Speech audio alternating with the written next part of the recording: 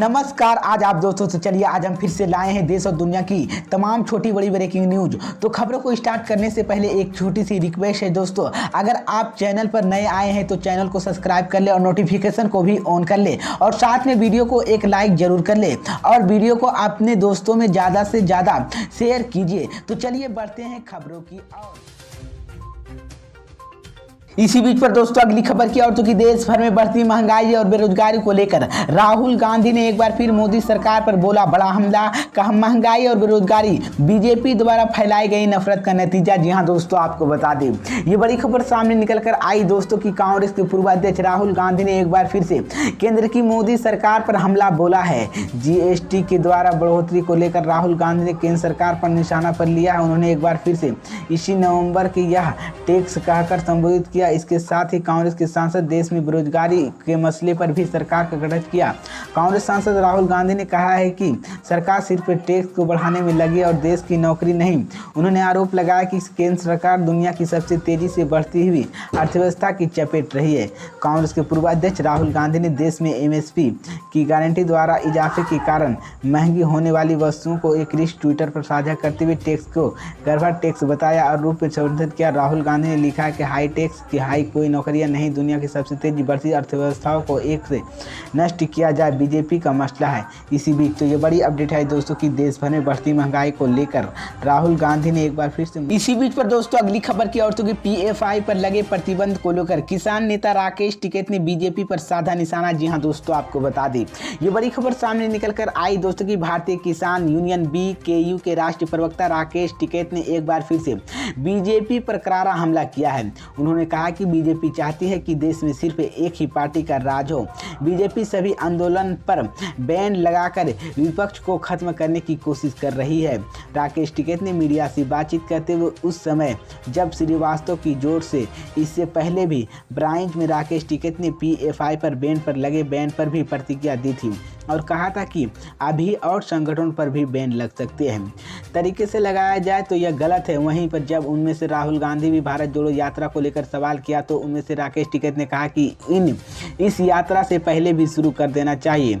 टिकैत ने बीजेपी पर तंज कसते हुए कहा है कि सभी को आंदोलन पर बैन लगाएंगे और विपक्ष को खत्म करने के प्रयास कर रहे हैं। पूरे प्रदेश में एक पार्टी का राज करना चाहते हैं। उत्तर प्रदेश में सबसे अधिक सीटों की बेईमानी करके जीत गया है। यूपी के श्रीवास्तव जा रहे बीकेयू के राकेश टिकैत ने बताया और बीजेपी पर निशाना साधते हुए कहा कि पीएफआई पर बैन लगाकर सरकार को ठीक किया और अभी और संगठनों पर बैन लग सकते हैं। राकेश टिकैत ने कहा कि अगर ये बैन पूर्ण तरीके से लगाया गया तो यह गलत है। वहीं जब उनमें से राहुल गांधी भारत जोड़ो यात्रा का सवाल किया तो उनमें से पूरे प्रदेश में बेईमानी करके जीत गई थी। इसी को लेकर राकेश टिकैत ने कहा कि जल्द ही उनका आंदोलन शुरू होगा जिसमें से जमीन को लेकर आंदोलन किया जाएगा। लखनऊ एयरपोर्ट पूरी जमीन को अंडानी को फ्री दिया जाएगा। वो इसके खिलाफ आंदोलन करके वहीं गन्ना किसान अपनी प्रतिक्रिया देते हुए राकेश टिकैत ने कहा है कि चीनी मिले और शुरू होने से पहले अगर किसानों को गन्ना का भुगतान नहीं किया गया तो इसके खिलाफ बड़ा आंदोलन किया जाएगा। इसी बीच तो ये बड़ी अपडेट है दोस्तों कि पीएफआई पर लगे प्रतिबंध को लेकर राकेश टिकैत ने बीजेपी पर निशाना साधा है। इसी बीच पर दोस्तों अगली खबर की और, तो कि उद्धव ठाकरे ने बीजेपी और एकनाथ शिंदे पर बोला बड़ा हमला। कहा जीतेंगे हर लड़ाई। जी हाँ दोस्तों, आपको बता दें ये बड़ी खबर सामने निकल कर आई दोस्तों की शिवसेना प्रमुख उद्धव ठाकरे ने एक बार फिर से बीजेपी और महाराष्ट्र के मुख्यमंत्री एकनाथ शिंदे के नेतृत्व वाले गुट पर निशाना साधा है। सामान के जरिए हमें हर लड़ाई जीतनी और हम जीतेंगे, चाहे वह कोर्ट में हो या आयोग की हो। उन्होंने कहा कि इतिहास में ठगेंगे बगावत की तरह महाराष्ट्र में हिंदुत्व फर्जीवाड़ी करवाने वाली अति हो गई है, लेकिन सिर्फ हाथों की भगवा होने से कोई फायदा नहीं है, हाथ की भगवाया होना चाहिए। उद्धव ठाकरे ने कहा कि देश में लोकतंत्र की बचाना और हिंदुत्व को ठिकाना है। उन्होंने कहा है कि जनता की मन लड़ाई हमने जीत ली है तो उनके मन भी वह भगवा कायम रहेगी और यह ध्यान रहेगा। इस दौरान शिवसेना के साथ गहरी कराने वाली शिवाजी के अड़वाली पार्टी निशाना साधते उद्धव ठाकरे ने कहा कि सीसी थ्रू चुनाव के क्षेत्र में कुछ लोग पार्टी को छोड़कर लेकिन अब मेरे साथ होने का दावा कर रहे हैं। शिव नेरी किला ससुर चुनाव क्षेत्र में जिस क्षेत्र में शिवानी की वहां पर राजनीति के गद्दार नहीं दिखाई जाती है।